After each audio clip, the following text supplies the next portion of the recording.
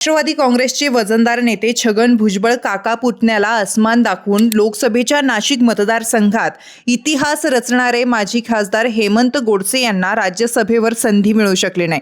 पुढच्या 3-3.5 वर्षाच्या काळात कोणत्याही निवडणुका नसल्यानं तोपर्यंत गोडसे यांनी नेमकं काय करावं अशी म्हणायची वेळ त्यांच्या कार्यकर्त्यांवर आली आहे। जिल्हा परिषद सदस्यपद उपभोगत असतानाच गोडसे यांनी पहिल्यांदाच मनसेकडून नाशिक लोकसभेची निवडणूक लढवली होती।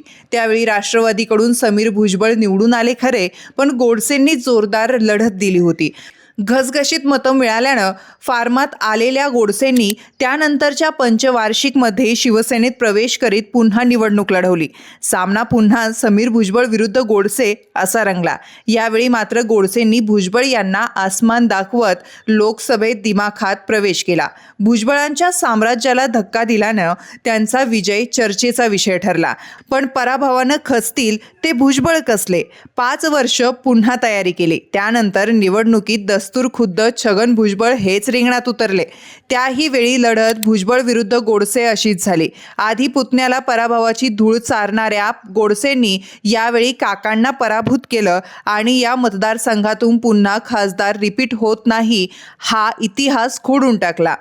इतिहास रचणारे गोडसे शिवसेनेत फूट पडल्यावर शिंदे सेनेच्या वळचळणीला गेल्यानंतर मात्र त्यांचा चौखूर उधळणारा वारू रोखला तो ठाकरे सेनेच्या राजाभाऊ वाजेंनी।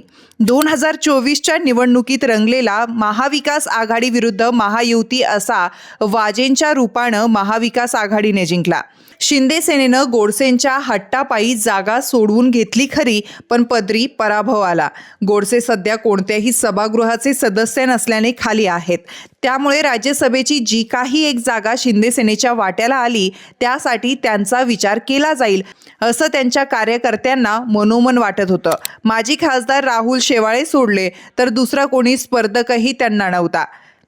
पक्षानं मात्र या दोघांनाही बाजूला ठेवून ज्योती वाघमारे यांना राज्यसभेवर पाठवण्याचा निर्णय घेतल्यानं गोडसेंची निराशा झाली। 2 पंचवार्षिक दिल्लीच्या वातावरणात रमून आलेल्या गोडसेंना पुढचे 3.5 ते 4 वर्ष तरी हातावर हात धरून बसावं लागणार आहे, कारण तोपर्यंत कोणत्याच निवडणुका नाहीत।